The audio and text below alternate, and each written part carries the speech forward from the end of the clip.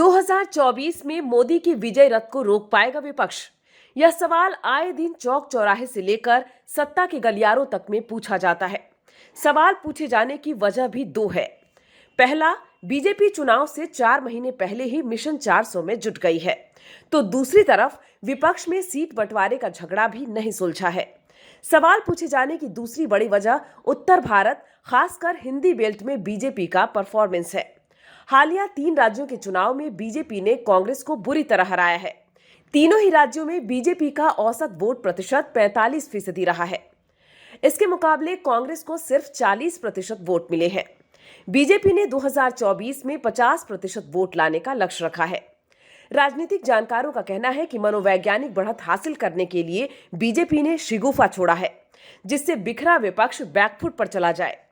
Opinion poll के इस आंकड़े के मुताबिक अगर अभी चुनाव हुए तो बीजेपी को 295 से 335 सीटें मिल सकती है। इस ओपिनियन पोल में विपक्ष को अधिकतम 205 सीटें मिलने की संभावना जताई गई है।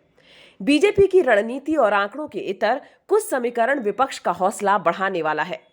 विपक्ष अगर इन समीकरण को साधने में कामयाब हो जाता है तो वो मोदी के विजय रथ को रोक सकती है। चलिए अब आपको बताते हैं कि इंडिया और एनडीए के दलों के पास कितनी सीटें हैं। एनडीए में बीजेपी समेत 38 दल हैं, जिसके पास वर्तमान में लोकसभा की 332 सीटें हैं। यह कुल लोकसभा सीटों का 60% है। 28 दलों वाले विपक्ष के पास 141 सीटें हैं।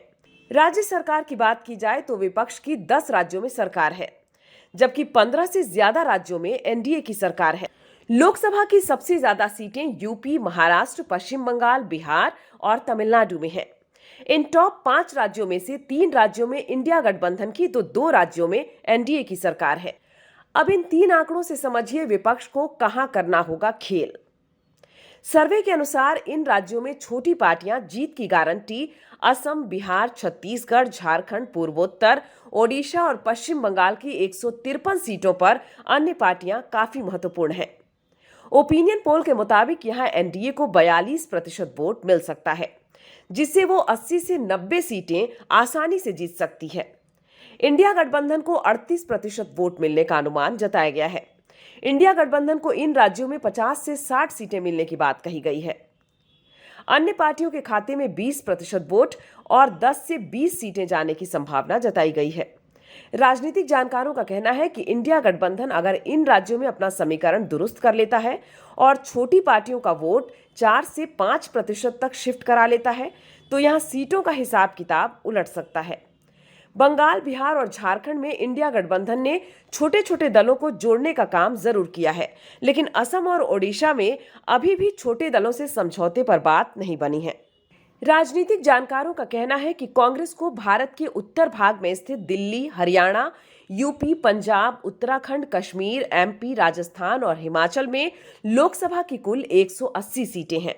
ओपिनियन पोल डेटा के मुताबिक लोकसभा चुनाव में इन राज्यों से एनडीए गठबंधन को 150 से 160 सीटें मिल सकती है। इंडिया को 20 से 30 सीट मिलने की बात कही गई है। इन राज्यों के औसत वोट प्रतिशत में भी काफी अंतर है। एनडीए को इन राज्यों में 50% तो इंडिया को 36% वोट मिलने की संभावना व्यक्त की गई है। दिलचस्प बात है कि उत्तर भाग के अधिकांश राज्यों में एनडीए के बीजेपी का सीधा मुकाबला इंडिया के कांग्रेस से है। इनमें एमपी, हरियाणा, राजस्थान, उत्तराखंड, हिमाचल प्रमुख है। इन राज्यों में पिछले चुनाव में कांग्रेस को सिर्फ 1 सीट मिली थी।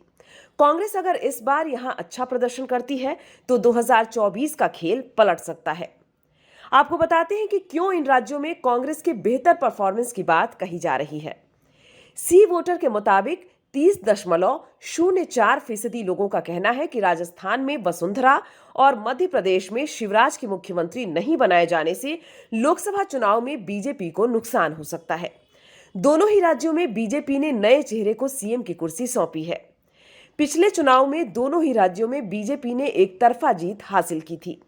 सी वोटर के मुताबिक 44.4% लोगों का कहना है कि कांग्रेस को इन राज्यों में नई लीडरशिप से लोकसभा चुनाव में फायदा होगा। कांग्रेस ने मध्य प्रदेश में जीतू पटवारी और छत्तीसगढ़ में दीपक बैज को प्रदेश की कमान सौंपी है। हरियाणा और हिमाचल में कांग्रेस 2019 के मुकाबले मजबूत हुई है। हिमाचल में तो पार्टी की सरकार है। 2019 में इन दोनों राज्यों के 14 सीटों पर बीजेपी ने जीत हासिल की थी। कांग्रेस को दक्षिण के 5 राज्यों में क्लीन स्वीप का मौका है, क्योंकि बीजेपी की हालत ठीक नहीं है। यहां इंडिया गठबंधन चाहे तो क्लीन स्वीप भी कर सकता है।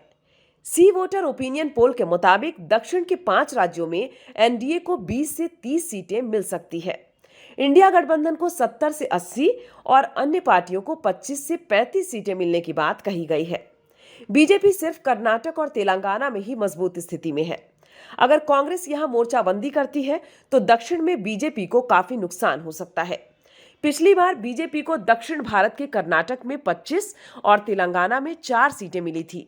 दोनों ही राज्यों में 2019 की तुलना में कांग्रेस मजबूत हुई है। कर्नाटक और तेलंगाना में वर्तमान में कांग्रेस की सरकार है। इन मोर्चों पर भी करना होगा विपक्ष को काम। हर मीटिंग के बाद कलह की खबरें जिस तरह से सामने आती है, इससे जनता के बीच गलत संदेश जाता है। दूसरी बड़ी खामी चेहरे को लेकर है। सर्वे में 34% लोगों ने राहुल गांधी को प्रधानमंत्री पद के लिए उपयुक्त चेहरा माना, जबकि 13% ने सीएम अरविंद केजरीवाल, 10% ने नीतीश कुमार, 9% ने ममता बनर्जी का नाम लिया। विपक्ष को चुनाव से पहले इस विवाद को पूरी तरह सुलझाना होगा और सभी बड़े नेताओं को अपने समर्थकों को मजबूत संदेश देना होगा, तभी बात बन सकती है।